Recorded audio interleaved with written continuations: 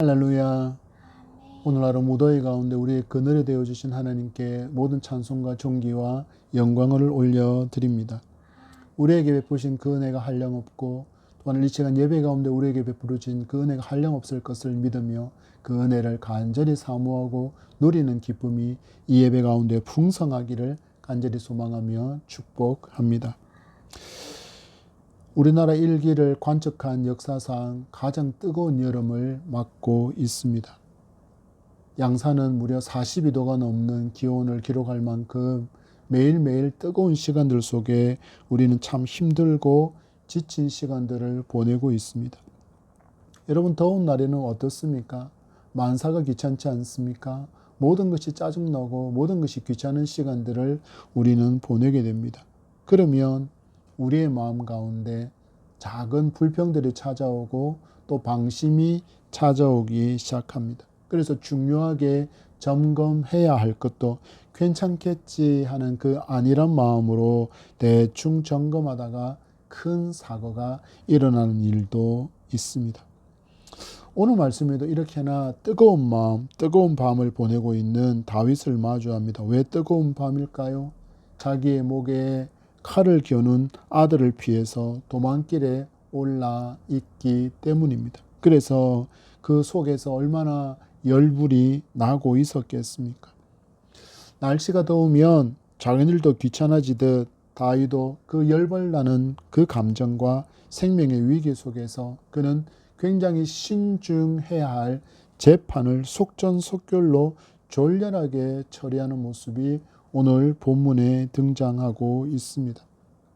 우리의 삶 가운데 우리가 이 더위로 인해서 우리가 나태해지고 또는 조급해져서 우리의 판단력이 흐려지는 것처럼 우리의 삶의 자리에서도 작은 방심이 그리고 작은 귀찮음으로 말미암아 큰 어려움을 마주할 때가 너무나도 많다라는 것을 우리는 삶 가운데 경험하며 살아옵니다. 오늘 우리가 마주한 성경은 4구절로 짧은 구절이지만 이 말씀은 이 시대를 비추는 너무나도 분명한 거울이자 소망을 담고 있습니다. 말씀의 교훈을 가슴에 잘 깊이 새기고 참된 소망이 어디에 있는지를 그리고 우리가 어디에 소망을 두고 살아갈 때 우리는 소망을 잃지 않는 참 소망의 삶, 이 소망을 누리며 살아갈 수 있는지를 배우는 아름다운 말씀의 교훈이 여러분의 신비에 새겨지기를 간절히 소망하며 축복합니다. 지금 시대는 인간의 그 욕심으로 말미암아 공정이 너무나도 쉽게 무너지고 있는 시대라 진단할 수 있습니다. 내가 원하는 바를 관철시키기 위해서 공정이 너무나도 쉽게 무너지고 무책임한 그 말들만이 그 공정의 자리를, 공정이 무너진 자리를 채우고 있습니다. 이런 모습은 현재만의 일일까요? 아닙니다. 인간이 죄를 지은 이후 계속해서 인간이 살아가는 모든 세상 속에서 이 공정이 무너지는 모습은 나타났는데 그것은 바로 죄가 우리 인간에게 들어온 이후에 나타난 죄성의 결과라고 할 수 있습니다. 오늘 다윗을 하나님께서 우리에게 보여주시며 우리에게 말을 걸어오시고 있습니다. 하나님께서 걸어오시는 그 음성이 무엇인지를 잘 들을 수 있는 영의 귀와 영의 눈이 열린 우리의 심령이 열려있는 이 복된 시간이기를 바랍니다. 우리 1절의 말씀 받도록 하겠습니다. 다윗이 마루턱을 조금 지나니 무비보셋의 종 시바가 안장 지은 2 나귀에 떡 200개와 건포도 100송이와 과일 100개와 포도주 1 가죽 부대를 싣고 다윗을 맞는지라. 아멘. 우리는 오늘 말씀을 통해서 인간 세상 가운데 일어나는 그 불공정의 원인 하나를 진단해 보려고 합니다. 그것은 바로 인간의 야심과 기회주의로 인하여서 이 불공정의 일들이 발생한다라고 진단해 볼 수 있겠습니다. 다윗이 도망하는 그 길에 무비보셋의 종인 시바가 많은 물품을 가지고 다윗을 찾아오므로 16장의 말씀이 시작되어지고 있습니다. 여러분, 예루살렘을 주목해 보십시오. 이미 공정이 무너진 사회입니다. 하나님께서 정당성을 인정한 왕이 다윗을 이어서 왕위를 물려받은 것이 아닙니다.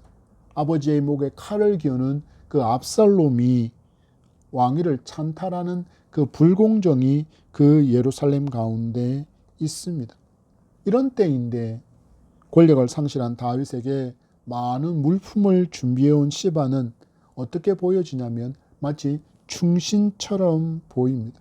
그런데 말씀을 잠잠히 깊이 들여다보면 전혀 이 시바는 그런 사람이 아니라는 것을 발견할 수 있습니다. 그는 지극히 기회주의자이며 야심을 이루기 위해서 기회를 포착한 사람일 뿐이라는 것을 발견하게 됩니다. 이것을 어떻게 알 수 있을까요? 시바가 챙겨온 물품의 양으로 이것을 가늠해 볼 수 있습니다. 말씀을 따라가 보십시오. 시바가 챙겨온 물품은 다윗과 함께한 모든 이들이 먹을 수 있는 양이 되지 못합니다. 그러면 누구를 위해서 준비한 것일까요? 첫 번째는 다윗인 왕과 그의 가족들을 위한 것, 그리고 최측근의 신하들이 목마름과 굶주림을 해결할 수 있는 정도의 양들이었기 때문입니다. 이 모습을 통해서 우리는 시바를 바라볼 수 있습니다. 이는 다윗이 마주한 어려움을 자기의 입신을 위한 최고의 기회로 삼고 있는 것입니다. 한마디로 다윗과 그의 가족 최측근 신하들에게 눈도장을 찍어서 나중에라도 자기가 더 높은 관직으로 더 부유한 자로 나아가기 위한 발판으로 다윗의 어려움을 기회로 이용하고 있을 뿐이라는 것입니다.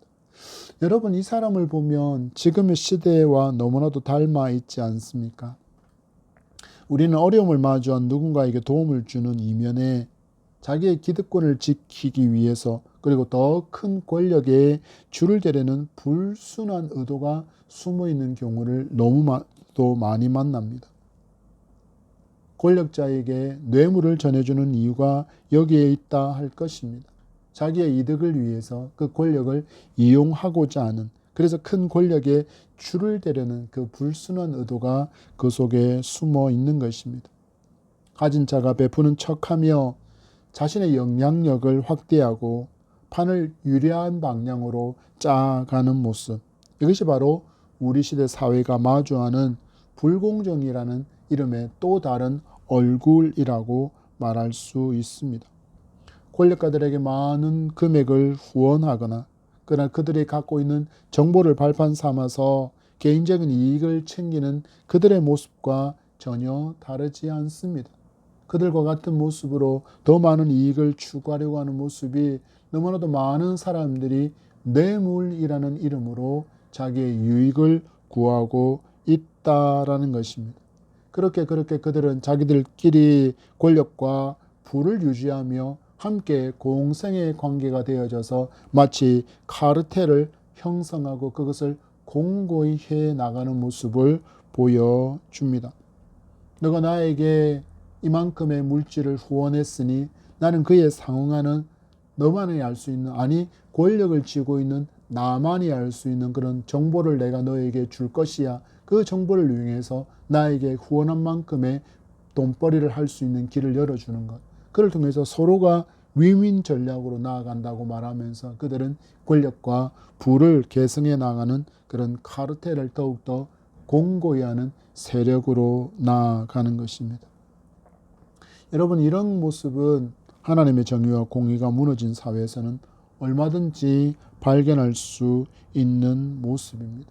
하나님의 공정, 하나님의 공의, 하나님의 정의가 무너진 그 자리에는 결국 무엇이 주인 자리에 오르게 됩니까? 바로 돈과 권력이라는 이름이 야심히 그 자리를 앉게 되고 있음을 보여주는 사람이 바로 시바라고 할 수 있습니다.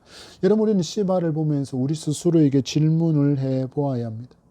여러분은 지금 어떤 가치관으로 무장되어져서 이 시대를 살고 있는가라는 질문에 여러분 답해 보실 수 있기 바랍니다. 불의가 득세하는 시대입니다. 거짓이 난무하는 이 시대 한가운데 빛의 자녀라는 그 신분으로 우리가 살고 있다라는 사실들을 진실로 믿고 순종하며 살고 있느냐라는 것입니다. 아니면 이 시대가 따르는 불의와 그 거짓의 편성에서 더 많은 부와 더 높은 권력을 잡기 위해서 노력하고 있는 것은 아닌가에 대해서 여러분 정말 진심으로 여러분 스스로를 돌아볼 수 있어야 합니다. 여러분, 시바는 다윗이 마주한 어려움 그 배경에 하나님의 정의와 하나님의 공의가 있다라는 것을 알지 못합니다. 그럼 지금 무엇을 추구하고 있습니까? 사울 왕 때부터 누려왔던 그 권력과 부가 주는 안락함을 더욱더 견고히 하려는 전략이 이렇게 다윗에게, 도망가고 있는 다윗에게 많은 물품을 준비해 와서 환심을 사는 모습으로 드러나고 있을 뿐입니다. 여러분, 믿음의 사람들은 믿음으로 하나님의 역사들을 보지만 믿음이 없는 사람들은 눈앞에 펼쳐진 것만으로 판단하는 경우가 너무나도 많습니다. 여러분, 다윗이 지금 도망가는 이유가 무엇 때문입니까? 다윗은 하나님의 징계 가운데 도망가는 것입니다. 하나님께서 분명히 바세바 사건을 통하여서 너의 가정에 결코 칼이 멈추지 않을 것이다 라고 경고했습니다. 그리고 백주대낮에 다윗의 처첩들이 그렇게 몹쓸 짓을 당하는 모습을 보게 될 것이다 라고 분명히 하나님께서 경고하셨습니다.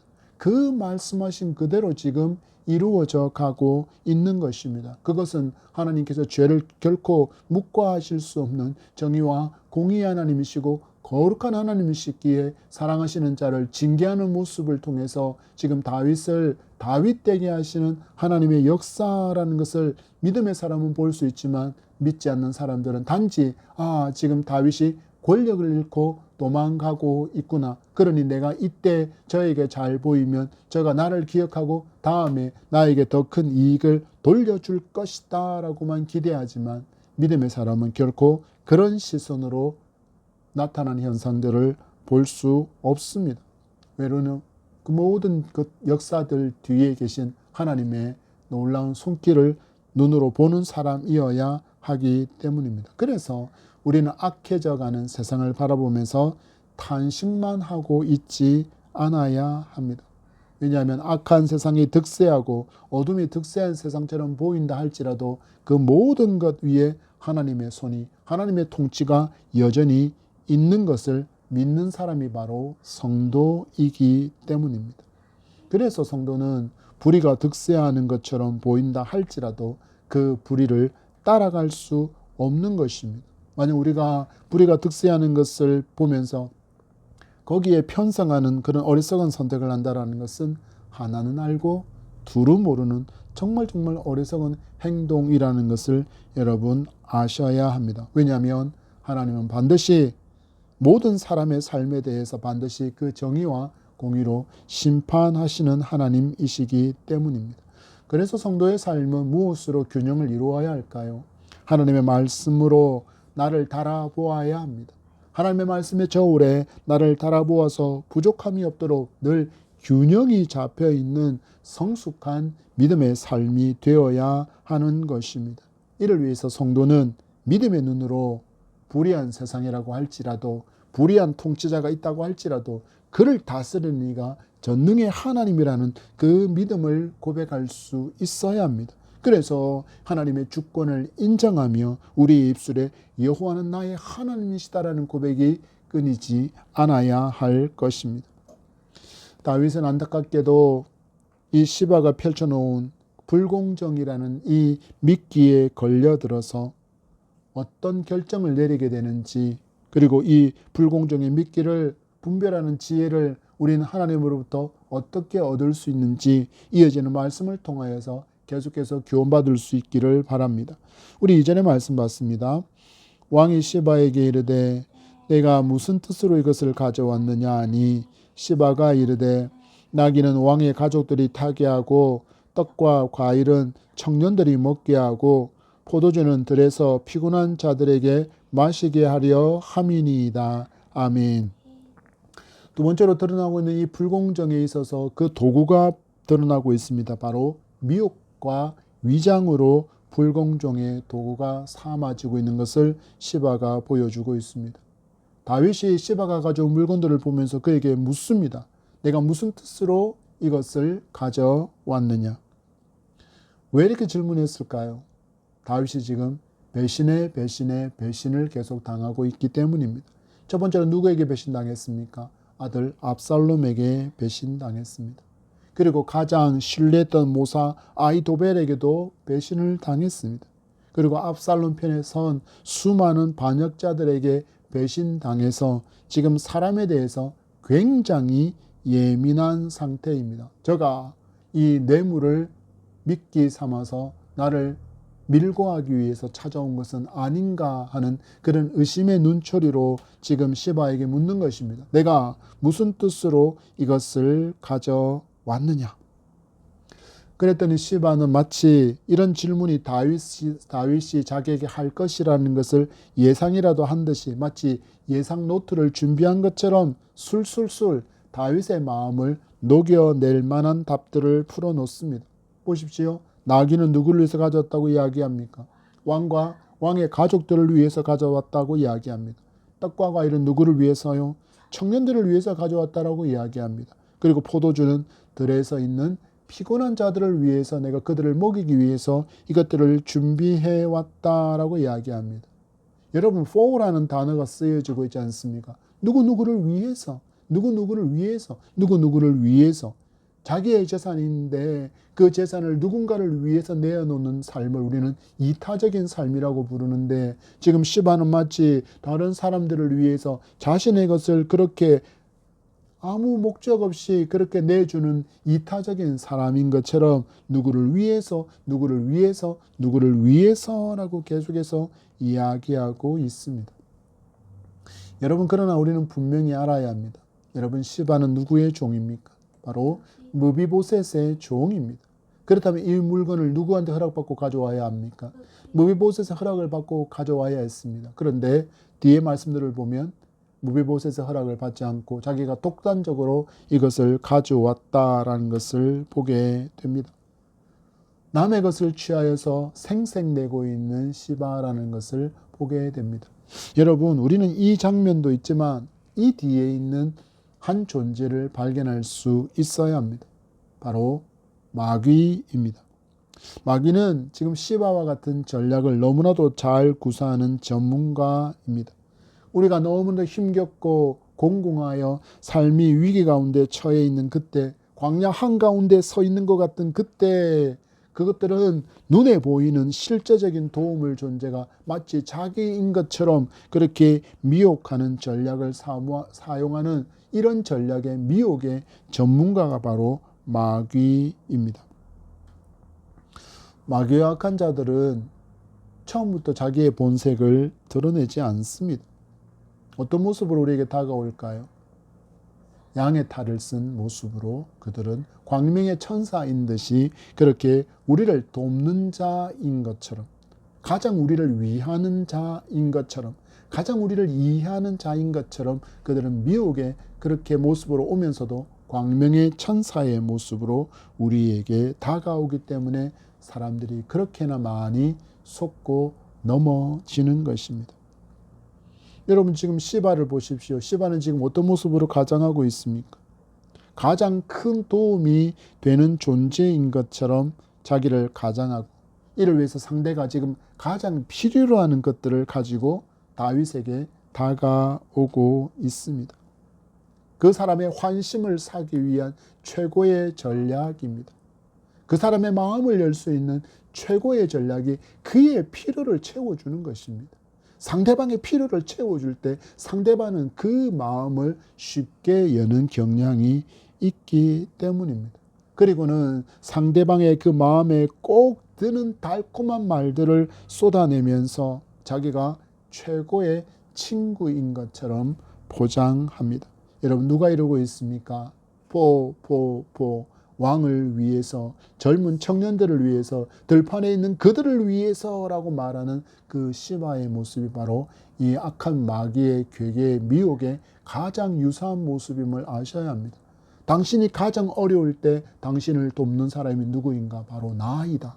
내가 당신의 벗이다 라고 이야기를 하지만, 내가 당신의 친구이다 라고 이야기하지만, 나는 당신의 편이다 라고 이야기하지만 실질적으로는 편이 아니라 그를 미혹하여서 이용하려는 악한 자임을 시바가 정확하게 보여줍니다. 그래서 여러분, 성도는 잘 알아야 합니다. 이런 모습 뒤에 숨겨진 의도를 우리는 보통 그 순간에는 잘 깨닫지 못합니다. 여러분 그랬다면 우리는 사기당할 일이 없을 것입니다. 그렇죠? 우리가 살아가면서 왜 사기를 당합니까? 그 사람을 신뢰했기 때문입니다. 이런 모습으로 나에게 다가와서 내가 너를 돕는 자이다. 내가 너의 가장 친한 친구이다. 너 힘겹구나. 너가 힘겨울 때 너의 옆에 서 있을 수 있는 사람은 바로 나이다. 라고 계속해서 그 옆에서 그를 도와주고 서포트하고 함께하고 심지어는 함께 눈물까지 흘렸던 그 였기에 사람들이 그를 신뢰하고 마음의 문을 열어서 무엇도 건넸습니까? 돈도 건네주었지 않습니까? 그러다가 무엇을 당합니까? 사기를 당하게 됩니다. 여러분 그 순간에 우리가 깨닫지 못합니다. 위하는 척, 돕는 척 하면서 넘어뜨릴 방법만을 그는 찾고 있습니다. 시바는 지금 너무나도 이타적인 모습 그리고 이타적인 언어들을 사용함으로 다윗의 마음을 현혹시키고 있습니다. 그러나 이것은 결국 이기적인 목적을 이루기 위해서 보이고 있는 어떤 미소일까요? 바로 위선의 거짓 미소일 뿐임을 우리는 알아야 합니다. 성경에서 우리는 자주 이런 장면을 목격하게 됩니다. 히스기야 왕이 중병이 들어서 죽게 될 것이라는 하나님의 음성을 선지자로부터 듣게 되었습니다. 그리고 히스기야는 하나님 앞에 눈물로 은혜를 구하고 겸비된 기도로 말미암아 은혜를 입어 무려 15년의 생명을 연장받게 되었습니다. 그때 한 나라에서 사절단이 찾아옵니다. 이 소식을 듣고 히스기야가 병에서 나았다라는 소식을 듣고서는 편지와 예물과 함께 사절단이 온 것입니다. 바로 바벨론 왕 무로닥 발라단이 보낸 그런 사절단이었습니다. 그러나 성경의 말씀을 보면 이들이 겉으로는 병 나음을 축하하기 위한 사절단으로 왔지만 실상은 유다 왕궁의 모든 것을 탐지하는 스파이 활동을 위해서 그들이 찾아온 것이었습니다. 여러분, 이 모습은 사람의 한계를 너무나도 정확하게 보여주는 장면입니다. 사람은 다 자기가 굉장히 똑똑하다라고 여깁니다. 그리고 사람은 엄청나게 자기가 똑똑한 척을 하기도 합니다. 그런데 시바처럼 아첨하는 뇌물과 간사한 말에 쉽게 마음의 문을 열어버리고 그들의 미혹과 그들의 흉계에 쉽게 넘어가는 참으로 연약한 존재가 누구입니까? 바로 저와 여러분입니다. 그래서 성도는 하나님의 입에서 나오는 말씀으로 살아가는 존재여야 함을 오늘 말씀을 통해서 거룩한 도전이 우리에게 주어지고 있습니다. 그래야만 우리는 지혜롭게 세상을 살아갈 수 있기 때문입니다. 하나님의 말씀이 없으면 여러분 우리는 명철할 수 없습니다. 하나님의 말씀이 없으면 우리는 지혜로울 수도 없습니다. 우리는 불순한 의도로 나에게 접근하는 그들의 숨겨진 얼굴과 마음을 볼 수는 없지만 누구는 알고 계십니까? 하나님은 아시기에 우리가 하나님의 은혜를 구하고 하나님 말씀을 의지할 때 우리에게 하늘께서 하늘의 지혜를 부어주시고 이러한 미혹과 또한 유혹을 분별하는 지혜를 얻어 지혜의 사람으로 살아갈 수 있게 해 주실 줄 믿습니다. 여러분 전도자의 교훈을 붙들 수 있기를 바랍니다. 전도서 7장 7절 말씀에 탐욕이 지혜자를 우매하게 하고 뇌물이 사람의 명철을 망하게 하느니라. 아멘. 여러분 탐욕으로 말미암아 지혜자가 우매하게 되어진다고 이야기합니다. 그리고 뇌물로 말미암아 사람의 명철이 망한다라고 전도자는 분명하게 경고하고 있습니다. 여러분 시바가 다윗에게 온 것은 뇌물이었습니다. 선물이 아니라 뇌물이었습니다. 그로 말미암아 다윗은 굉장히 미련한 선택을 하기 때문입니다. 여러분 때로는 이 뇌물로 말미암아 우리가 유익을 볼 때도 있지만 세상살이 가운데 그러나 이 뇌물로 말미암아 얻게 되는 유익보다는 잃는 게 훨씬 더 많다라는 것을 여러분 분명하게 믿음의 눈으로 볼 수 있기를 바랍니다. 세상살이 가운데 여러분 뇌물을 사용할까 하는 마음이 굉장히 많이 들게 됩니다. 저 역시 목회자가 되기 전에 사업을 할 때면 이 뇌물을 줘야 하는 굉장히 많은 유혹들이 있었지만 그것을 멈추었을 때 하나님께서 더 선한 방법으로 더 선한 길로 이끄시는 놀라움을 많이도 경험했습니다. 여러분, 그런 자리에 섰을 때 뇌물의 유혹에 넘어가지 마시기 바랍니다. 오직 하나님을 의지하고 하나님을 신뢰하고 나아갈 때 더 좋은 길을 열어주시는 놀라운 하나님의 손길을 경험하게 될 줄 믿습니다. 우리 3절과 4절의 말씀 봤습니다. 왕이 이르되 내 주인의 아들이 어디 있느냐 하니 시바가 왕께 아뢰되 예루살렘에 있는데 그가 말하기를 이스라엘 족속이 오늘 내 아버지의 나라를 내게 돌리리라 하나이다 하는지라. 왕이 시바에게 이르되 무비보셋에게 있는 것이 다 내 것이니라 하니라. 시바가 이르되 내가 절하나이다 내 주 왕이여 내가 왕 앞에서 은혜를 입게 하옵소서 하니라. 아멘. 세 번째로 우리가 말씀을 통해서 받게 되는 교훈은 불공정의 결과는 금정 없는 경솔함과 피해자가 발생한다라는 말씀의 교훈을 받습니다. 다윗이 시바가 가져온 이 물품들이 종의 마음대로 다룰 수 있는 양이 아님을 알아차리고 지금 자기와 함께하지 않고 있는 시바의 주인인 무비보셋의 행방을 묻습니다. 뭐라고 질문합니까? 내 주인의 아들이 어디 있느냐?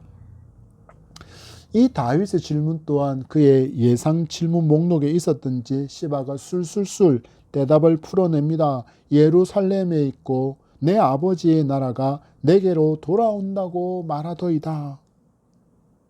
지금 다윗에게로 나오지 않은 이유가 잃어버린 사울 왕국을 내가 다시 되찾게 되었다라는 그런 기쁨으로 다윗에게 나오지 않게 되었다라고 그렇게 이야기한 것입니다. 그러자 이 대답을 들은 다윗은 앞뒤 전후 자초지정도 전혀 묻지도 않고 듣지도 않고 경솔한 결정을 내려버립니다. 어떤 결정을 내립니까? 무비보셋의 모든 재산을 그의 시종인 시바에게 주어버립니다. 왜 이랬을까요? 다윗은 요나단을 기억해서 무비보셋을 왕자의 하나처럼 대하며 자기의 상에서 같이 식사하게 할 수 있는 그런 은혜를 베풀어 주었습니다. 그런데 자기가 은혜를 베푼 자, 자기의 은혜를 입은 자가 그 은혜를 망각하고 자신을 배신했다라는 그 인간적인 불신이 그 불신으로 말미암아 다른 무고한 피해자인 무비보셋을 만들어내고 있습니다. 여러분 한번 질문해 보겠습니다. 여러분 하나님께 길을 묻고 답을 얻고 나아가는 인생과 하나님께 질문하지 않고 답도 없이 내 판단으로 나아가는 인생, 어느 인생이 내가 가고자 하는 그 길에 잘 도착하게 될까요? 여러분의 판단은 어떻습니까? 여러분 이렇게 질문하는 이유가 있습니다. 우리는 하나님께 기도하고 답을 기다리는 그 시간을 너무나도 조급해 하기 때문입니다. 우리의 기도 습관이 어떤 습관이 있습니까? 여러분 하나님 하고 부르짖은 후에 눈 뜨는 순간 그 기도가 응답되기를 기대하는 경우가 너무나도 많다라는 것입니다. 그래서 보통은 기도한 후에도 하나님의 응답을 얻기도 전에 내가 스스로 판단해서 움직일 때가 훨씬 더 많습니다. 또 질문해 볼까요? 여러분 그래서 여러분이 마주한 결과가 무엇입니까? 놀랍게도 때로는 내 방법대로 하는 것이 더 빠르고 더 기대하는 바에 가까운 결과를 줄 때가 분명히 있습니다. 여러분 그럼에도 성도는 기억해야 합니다. 성도는 언제나 누구에게 길을 묻는 인생이어야 합니까? 전능하신 하나님께 전지하신 그분께 길을 묻고 답을 얻은 후에 인생의 여정을 가야 하는 사람이 성도임을 알아야 합니다. 왜냐하면 하나님은 언제나 가장 좋은 길로, 내게 가장 합당한 길로 인도하시는 분이시기 때문입니다. 다윗은 하나님께서 정해두신 길을 알고 있는 사람이지만 안타깝지만 그 길에 순종하지 않는 모습을 보여주고 있습니다. 이게 여러분 위기입니다. 하나님의 말씀을 알면서 하나님의 말씀에 따라 순종하지 않는 삶. 이것이 너무나도 큰 위기를 인생에 가져온다라는 것을 여러분 다윗이 너무나도 분명하게 우리에게 보여주고 있습니다. 시바가 그의 주인인 무비보셋을 모함했습니다. 무비보셋이 예루살렘에 있습니다. 다시 사울 왕조가 세워지기를 기대하고 있습니다라는 이 시바의 말에 대해서 무엇해야 했습니까? 지금은 당장 도망자의 신사였기 때문에 그것을 판단할 수 없었으면 어떻게 하면 됩니까? 나중에 다시 이 상황에 대해서 그렇다, 그렇구나, 그렇다, 그러면 나중에 내가 이것의 자초지정을 앞뒤 전후 상황을 내가 파악하리라고 그렇게 미뤄도 충분히 괜찮을 상황이었음에도 불구하고 다윗은 전혀 그러지 않고 시바의 말만을 믿고 아예 결정 하나를 내어버립니다. 이것이 왜 하나님 말씀에 순종하지 않음일까요? 성경은 말씀하기를 두세 사람의 증인을 요구하고 있기 때문입니다. 뭔가에 대해서 판결을 내릴 때는 반드시 그에 상응하는 두세 사람의 증인의 말이 일치할 때에야 그것을 guilty, 유죄라고 판결할 수 있게끔 하나님께서 만들어 두셨는데 그것을 지금 무시해 버렸습니다. 또한 누구의 이야기를 듣지 않았습니까? 바로 당사자인 무비보셋의 어떤 변론도 듣지 않고 그는 왕인 다윗의 왕명으로 결정해서 시바에게 무비보셋의 모든 재산을 넘겨줘 버립니다. 그리고 어떤 결과를 마주할까요? 나중에 반란이 다 진압된 후 그가 진실을 알게 되었지만 이미 무비보셋은 그의 종인 시바로부터 굉장히 모욕스러운 상황을 당했을 것입니다. 다윗과 헤어진 후에 곧장 왕의 명령을 들고 가서 왕이 나에게 이렇게 명령했으니 이제 이 집의 모든 재산은 내 것이요 라고 이야기하면서 무비보셋을 학대했을 수도 있습니다. 얼마나 큰 상처를 입었겠습니까? 여러분 보십시오. 리더의 이 경솔한 결정이 얼마나 큰 회복하기 힘든 어려움을 남기는지를 다윗이 우리에게 보여줍니다. 무엇을 지나쳐버렸기 때문입니까? 무엇을 건너뛰었기 때문입니까? 하나님의 말씀에 따라 묻고 하나님의 말씀에 따라 증언의 진위를 철저히 검증했더라면 이런 참담한 상황을 다윗이 분명히 피할 수 있었을 텐데 결국 다윗은 리더로서 씻을 수 없는 판단의 오점을 남기고 말았습니다. 여러분, 지혜를 잃어버린 왕. 그는 단순하게 결정한 문제였지만 결국 무비보셋은 한순간에 모든 재산을 잃어버리는 결과를 마주해야 했습니다. 여러분, 누군가의 결정으로 인하여서 여러분의 재산이 한순간에 내 것이 아닌 경우가 되어졌다. 여러분 상상해 보시기 바랍니다. 이 무비보셋의 마음은 도대체 어떤 마음이었을까요? 여러분 이 시대도 마찬가지입니다. 이 시대의 지도자가 경솔하게 결정을 내려서 국민이 피해를 마주하는 경우가 얼마나 많습니까? 또한 지금까지 역사 가운데 얼마나 많았습니까? 결국 그 결정의 피해는 누가 고스란히 책임져야 합니까? 바로 국민들이 그것을 오롯이 안고 책임져 힘겨운 시간들을 지나야 합니다. 그래서 우리는 기도해야 할 것입니다.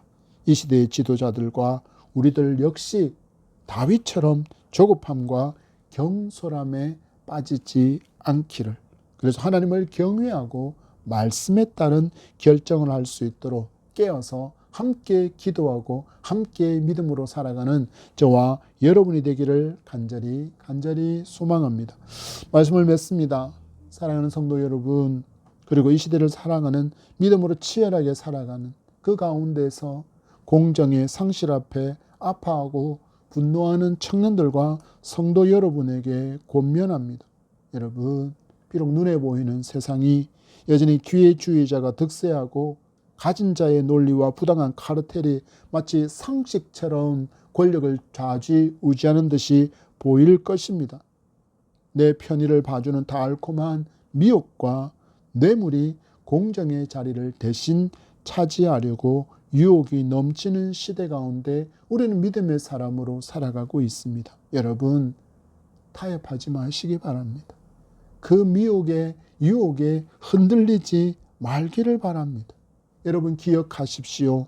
사람이 눈을 감고 진실을 외면하는 그 순간이라 할지라도 억울하게 눈물 흘리며 아파하는 이들과 함께 우시고 그 눈물을 닦아주시는 전능하신 우리 하나님이 계심을 원통함을 하시고 정의와 공의로 마침내 세상의 모든 불의를 멸하실 전능의 하나님이 우리의 아버지이심을 믿고 여러분 그런 미혹과 유혹을 넉넉히 이길 수 있기를 바랍니다. 여러분 나중에 하나님은 무비보셋의 억울함을 풀어주십니다. 그래서 다윗으로 하여금 바세바의 남편이었던 우리아를 죽였던 그것에 자기가 변명하고 자기의 역할이 아니었던 것처럼 자기의 잘못이 아닌 것처럼 숨기려 하지 않고 그것을 인정하게 만듭니다.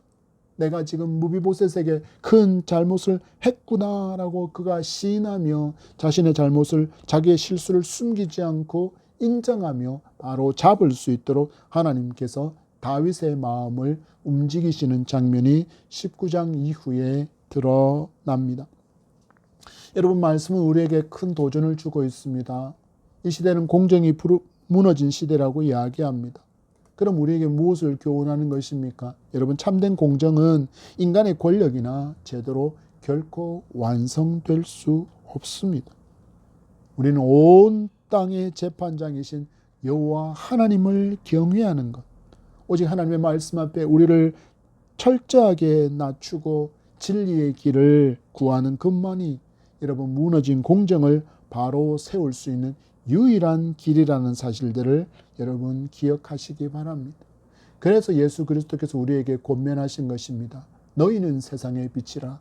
너희는 세상의 소금이라. 여러분 교회 안에서의 빛도 교회 안에서의 소금의 삶도 너무나도 중요하지만 우리 주님의 음성을 기억하십시오. 세상으로 나아가 빛으로 살라 하셨습니다. 세상으로 나아가 소금의 짠맛을 살라 하셨습니다. 그것이 이 땅에 무너진 공정을 바로 세우는 유일한 길인 줄 알고 그 자리에서 빛을 발하고 소금의 짠맛을 내는 성도로 살아가는 저와 여러분이기를 바랍니다. 여러분 다윗은 조급한 마음으로 성급한 결정을 내려서 한 사람 무비보셋의 인생을 흔들어 버렸습니다.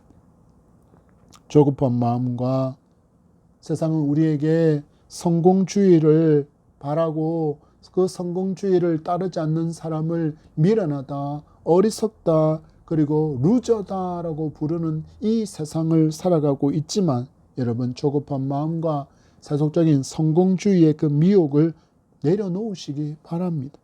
날마다 말씀의 저울로 우리의 삶을 점검할 수 있기를 바랍니다. 그리고 억울한 그 무비보셋의 눈물을 닦아주셨던 그 하나님의 손이 나에게 닿아서 내가 여호와를 나의 하나님으로 주 예수 그리스도가 나의 구주이시고 하나님의 아들이신 줄 믿는 놀라운 믿음의 고백을 할 수 있게 된 것, 바로 하나님의 그 긍휼의 손길이 내게 닿았기 때문에 일어난 생명의 역사인 줄 알고 그것에 감사하며 우리의 삶의 현장에서 하나님의 공의를, 하나님의 공정을 아름답게 세우고 실천해가는 저와 여러분의 풍성한 삶이 되기를 간절히 소망하며 축복합니다. 우리 기도하겠습니다. 하나님 감사합니다. 시바와 다윗의 아버지 하나님, 이야기를 통하여서 우리가 이 시대에 무너진 공정을 돌아보게 하시고 또 아버지 교훈받게 하시니 감사합니다. 세상은 우리를 향하여서 공정을 멈추고 불의의 방법으로 뇌물을 사용하고 불법을 사용하여서 성공을 쟁취하라고 외치지만 하나님은 그것이 하나님의 뜻이 아님을 분명히 말씀하시면서 하나님의 정의와 공의를 따르는 삶이야말로 하나님께서 기뻐하시는 삶임을 우리에게 교훈하시니 감사합니다. 세상이 뭐라고 이야기한다 할지라도 우리는 진리의 말씀을 가진 자로서 진리의 말씀에 즐거이 순종하는 아름다운 믿음의 삶을 살아갈 수 있도록 지켜보아여 주시옵소서. 우리의 삶의 현장에서 빛을 발하고 소금의 짠맛을 내어 하나님의 공의와 정의를 세우며 공정을 바르게 세워가는 아름다운 삶이 우리 가운데 있게 하여 주시고, 이러한 선한 삶을 통하여 거룩한 도전의 역사가 일어나게 하여 주옵소서. 감사하며 예수님 이름으로 기도합니다. 아멘.